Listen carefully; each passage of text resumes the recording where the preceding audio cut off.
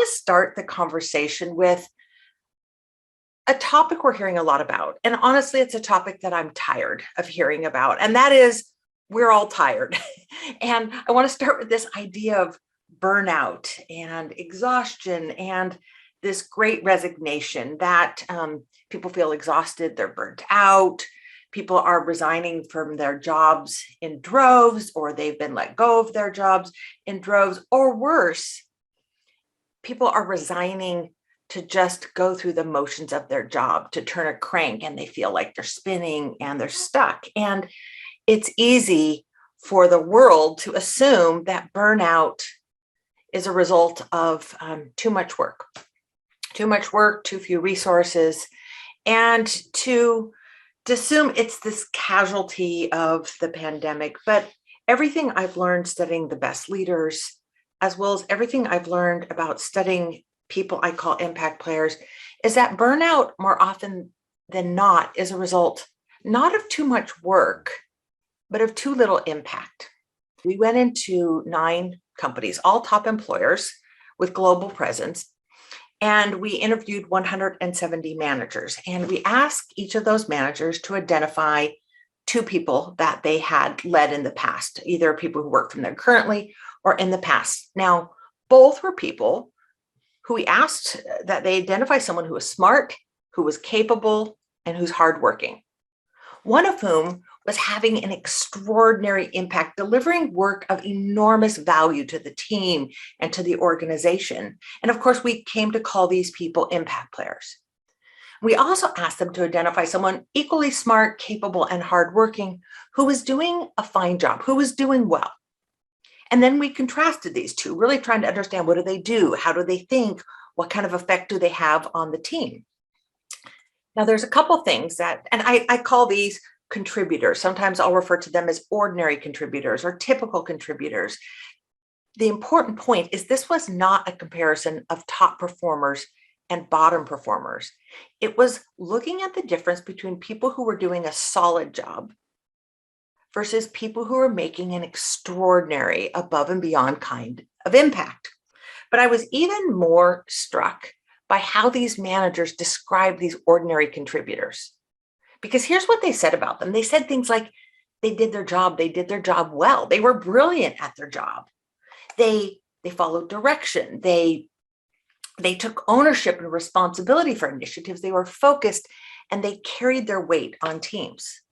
And as I stepped back and I looked at this profile in aggregate, I was struck by perhaps what you might be struck by. It's like, isn't this really the description of the ideal team player? Like, don't you want people on your team that do their job and follow direction and take ownership and are focused and do their part and carry their weight?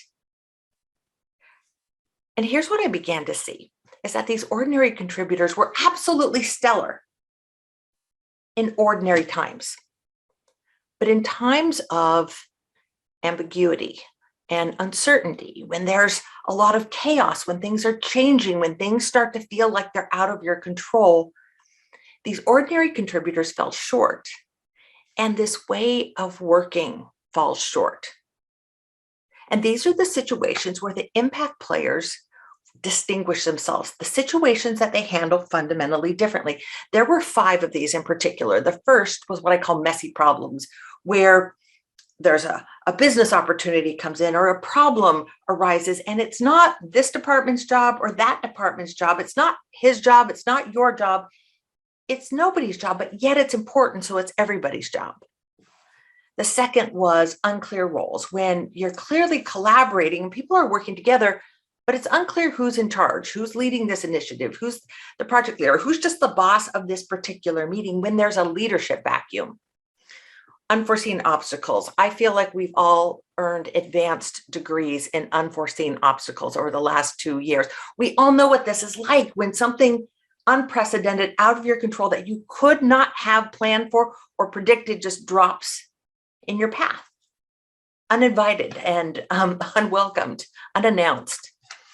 The next is moving targets, where the market is changing, the situation is changing, the needs are changing. When you're shooting at a goal, but the goal box is moving while you're shooting at it. And lastly, unrelenting demands, where the workload is increasing faster than the resources are increasing, when the workload feels like it's just more than you can humanly accomplish. When I looked at these situations, I was struck by how they weren't major crises. These were kind of little moments, but it was in these little moments that the impact players distinguished themselves. And it was because of the way they handled these little moments that they were trusted in the big moments and entrusted with the most important work of the organization.